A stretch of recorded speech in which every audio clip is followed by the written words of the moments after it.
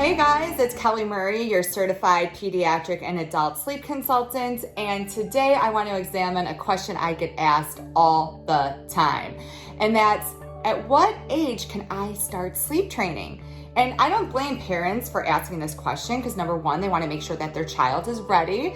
So if your child's ready, you're going to be successful. Number two, if you want to sleep train, you're likely exhausted and you wanted to get started yesterday. You don't want to have to wait a month or two.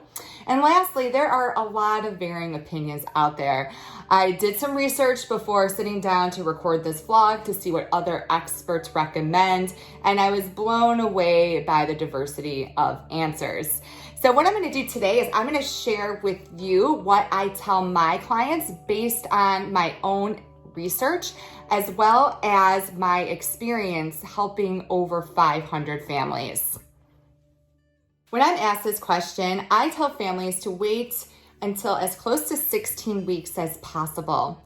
Now, there's plenty that you could do in the newborn phase to start establishing some healthy sleep habits, but if you really truly want to sleep train, which means that you need to put your child down awake, wide awake, without any sleep props, they typically aren't developmentally ready until the 4th month for a few reasons. So the first is during the 3rd month, they're going through a major mental leap, and they're discovering the world of smooth transitions. Also in the 3rd month, their sleep patterns are reorganizing and becoming adult-like. And last but not least, we can't be certain that your child has the capability to self-soothe until month 4. Now, some experts will say to wait until month 6. However, in my experience, I have yet to meet a 4-month-old who is not able to self-soothe. So let's take some time to take a closer look at these reasons. So let's start with reason number 1. During the 3rd month, your child is likely going through a huge developmental leap. And whenever your baby is going through a developmental leap, it's probably not the best time to sleep train. The reason why is because they become very, very excited to practice all their new skills. And they tend to be a lot more alert and also a lot more fussy and clingy. All of those attributes are a recipe for disaster when it comes to sleep training. So it's best to wait until that leap is over.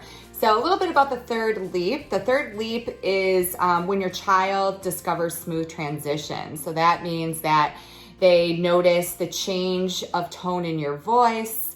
They can notice the differences in the type of movements that people and animals make. And also their own physical movements are a lot more smooth. So what you'll see during this sleep is that your child will be able to follow you with their eyes out of their room or their head, and that their arms and legs are no longer puppet-like, and they move smoothly, just like ours. If you want to learn more about the sleep, I highly recommend checking out the Wonder Weeks book or app. It was a lifesaver when my children were little. It breaks down every single leap and explains to you what to look out for to know that your child is sleeping and when they have completed the leap. The second reason I like to wait until your baby is 4 months to sleep train is because somewhere around 12 weeks, their sleep patterns reorganize and become more adult-like. During the newborn phase, a newborn is either in REM sleep or deep sleep. 50% of their sleep is REM sleep, the other 50% is deep sleep.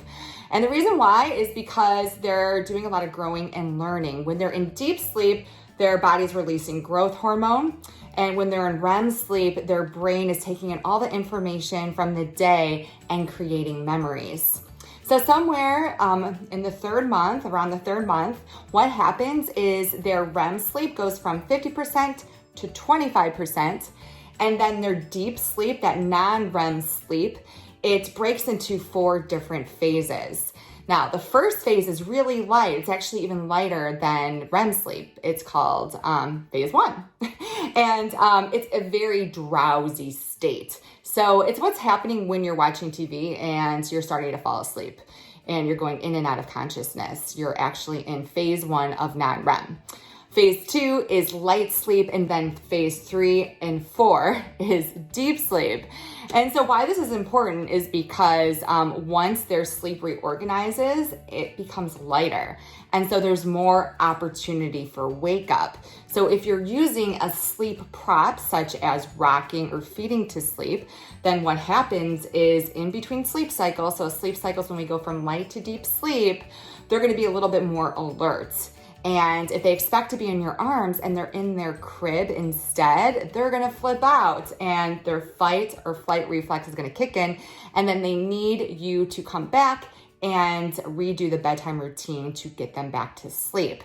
So as you can imagine, the process of sleep reorganization is pretty major, and you don't want to sleep train while your child is going through this change.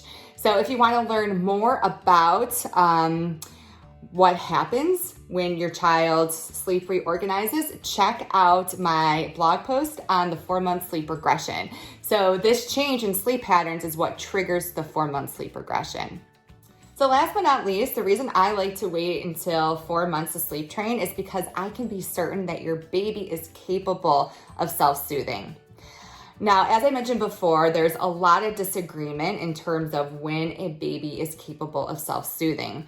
Some experts say that they can self-soothe right out of the gates. Other experts will say 2 months or 3 months or 6 months. I have encountered newborns around 2 to 3 months that are able to self-soothe, but I've also encountered a lot of newborns at that age who cannot. So if you are desperate to get sleep and your child is in the 3rd month, you can give it a try to see if your child can self-soothe. But what I would do is, if you're not seeing progress after a few nights, I would press pause and wait until your child is 4 months. I have yet to meet a 4-month-old that isn't capable of self-soothing. So if your baby is 4 months old and you are ready to sleep train, I would recommend checking out my blog post about sleep training. And what it does is it breaks down the 4 main methods. That way you can get an idea of what method you would feel comfortable using. They all work. What's most important is that you find a method that you can stick to, because if you can't remain consistent, you're going to confuse your child and you're not going to see good results. Now, if you're one of those parents that knows that you need to work one-on-one with someone, I would love to chat with you. I offer free discovery calls. You can click the link in my bio and schedule one today. And during the discovery call, what I do is I learn more about your situation, explain to you how I would approach it. That way you can decide if I would be a good fit for your family. Thanks so much for watching. I hope that this vlog was helpful.